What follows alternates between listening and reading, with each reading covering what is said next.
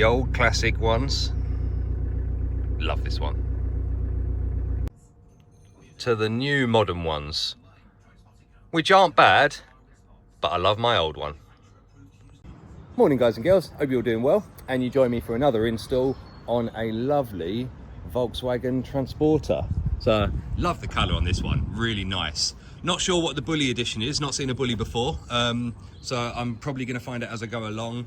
Looks like it's got an upgraded front. Everything else looks really nice, got nice big wheels on it. Got some Brembos in there, which makes me think maybe the Bulli is something to do with that, but like I said, I've not really spec'd it up that great. Interior looks as standard. Let's have a look in the back here. So we've got automatic opening doors. It's on the Caravelle chassis. All nice. So these sound nice, but the customer wants more, and Alpine have got the perfect solution for this one, and I'll show you that in a sec. Right, so that's the bulk of the hardware they're going to be doing.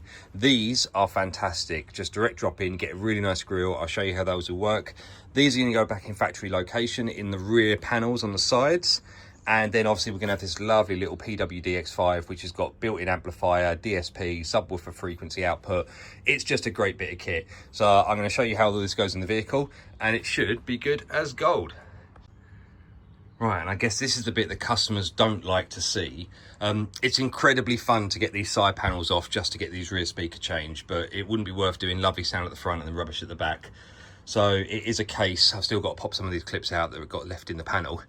But take out the rear chairs, take out the middle chairs, which involves taking up these little runner pieces here. Then it lets you sort of take these out of the vehicle. You can slide this all the way forwards. It's held in with pop clips, mostly around, but there's some horrible tight ones up at the top here, which is where the blinds are. But essentially we've got that bit out now, so I can make work and start getting these speakers swapped over, and obviously get and feed the power cable through for the amplifier system, which is going to live down here. Which is really annoying looking at it on the basis that I don't imagine I'm going to have any space underneath the floor to get the cable across. So I'm going to have to figure out what I'm going to do with that. I may have to just send it forwards all the way underneath. But let's get the speakers in, that bit's done, and then we can move forwards from there. Yeah, not much to do behind here, to be honest. So we're mounted onto plastic anyway, and the car's already got sort of sound absorption layers. There's a load of it actually behind the speaker piece, which is all good.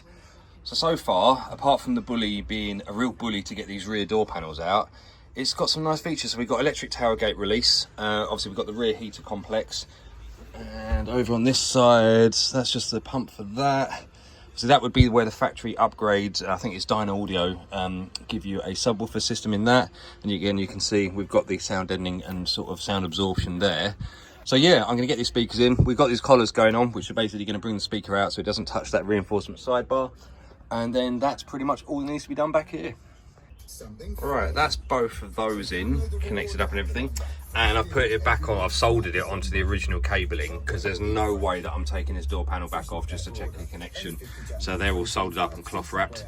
So now we've just got the decision about this subwoofer. I really don't want to cut the floor, and that'd be the only way of really getting the sub in and out. And then the downside is, depending on where it slides, it's going to need so much excess that you're going to see a load of cables. So I don't think under there is the best place for it. I'm going to do a little trial fit up underneath the driver chair and see if it's there, because I'd be much happier to get it there, because if not, this is a solid floor and I will have to make holes in it, and then I either bring the cable all the way back to this edge and then try and take it all the way back up to the front, or I try and go underneath the front bit. But like I say, you move the chair back here and the hole's up there, you're going to see all the cable. It's going to look horrible. So yeah, I don't think putting it on a sliding bit, or where the sliding bit is a good idea. But we shall see. If we can get up the front, then good as gold. Right, so I think we've got the plan. It does fit under here, but I've just had to move this fuse box, which does sit at the front edge off to the side. So I need to find a way of basically re-securing that back into position. Obviously you can gain access to the actual fuse and things, so it's not going to be inaccessible. And then it just protrudes ever slightly through the middle there, but that is going to be so much better than trying to get it, if you see what I mean. So say if the chair's in that position, at some point I'll need to make a hole in the carpet to bring the cable through, and I could run it all the way up to this front edge and sort of get it out under here. But then if the chair decides to go all the way to the back, that hole is now here and you'll see the cable. Vice versa, we put it all the way to the back and you try to slide the chair forwards, you're then going to see it in that sort of position there, and then there'll be a cable going that way. So there's no real ideal solution. We shouldn't limit what the chair can do just for the sake of hiding a subwoofer. I did have a look at getting it back into here where the factory sub would go, but annoyingly there's just not enough distance with the way it goes and the way the panel bends back in. So sadly I couldn't easily get it in there without doing a load of cut work and everything else, and I'd rather not cut up the vehicle, considering it does fit down under there. So that is where we're going to go. Well, that's a lot of work just to change 2 speakers, but all done, all blinds. I don't know if you can see them, blinds back in. That's all ready to go. So I'm not going to put those chairs in yet until I finish doing the stuff underneath there. But yeah, everything else is good as gold. It's really nice electric tailgate. You don't see them often, but, well, not on these ones anyway. But I actually really like it with a little bit of a soft close as well. So lovely bit of kit. Right, so got the Alpine sub sitting under here now, so just bringing the cable in front of the carpet. And there is a nice earth point there, so we can get the earth up on here. Obviously the yellow one's going to go through and connect up to a permanent power supply, and then the rest of these are going to run up to the stereo, which actually hides behind that sort of panel area there. So let me get the earth in and we'll get this back over, get the carpet back down, and that'll make that look a bit neater. Right, so more has to come apart before we can get this all done. So that there, I don't know if you can see, is the stereo, and it comes out this way. So yeah, you don't need to go anywhere near the screen in this sort of variant. So basically you need to slide that out. I released this panel because you need to be able to get to the clip, because usually there's not enough slack because it's all pre-built and just sort of plugged in. So I take this panel forward so I can get the plug out, and then I can use my SOT, and then we can start getting some of these cables connected up. All right then, so you can probably see the original car plug just disconnected from the stereo. So I'm going to be using a fully populated SOT, which basically is the exact same thing, male and female, and then obviously gives me the speaker wire splice off, so I can then wire up my system onto this. It means I don't have to try and get in there and cut any of the original cables, and keeps it all nice and neat. Part number on that, if you're interested, is CC10V002. Right, so that's our connection done basically. So now the whole system will just run as sort of like a plug and play, and those run off and obviously end up down under there at the amplifier. Then I've just got to do the power, and then we've got a little gain controller as well that we'll deal with up, I think, in that panel over there. So right, let me get all this back in position, get it out of the way. Right, so we got all that bit back together now, and you can see we've got the controller down there. Not the most ideal location. Obviously, as you're sitting here and driving, you can see it, but to be honest, most of the stuff you do on a Bluetooth app with this system, and then you've just got the ability to press it in, and then you can do less bass, more sub bass. So really nice from that. There are some other features and presets and things. So I'm going to start just stripping down the door, which is, there's 2 holes behind that bit, and there's a little screw there, and there's some pieces at the bottom, and also I've got to take off the atrium as well to get those tweeter pieces in. So let me get that rocking and rolling. I'll show you when the door's off, and then obviously just flip over and do this side, and then I think we're done apart from the tune-up. Right, that's door card off, and we've had some little lights added, which I didn't notice, which is all right, so I'll make sure I can plug those back in. Now I've just got to drill out the rivets for these speakers, fit up the new collars, do the wiring for it, and then move on to the door pillar. Right, I've just prepped the inside of that with a bit of sound deadening because it's a little bit sheet metally, and now we're just going to fit up the hardware, which is a lovely bit of kit, because Alpine give you essentially the metal rings with a nice gasket in between, the main speaker, which is just a nice good quality I'd class it as an S series, but it's not branded S series, but it's got very similar to sort of parameters and things.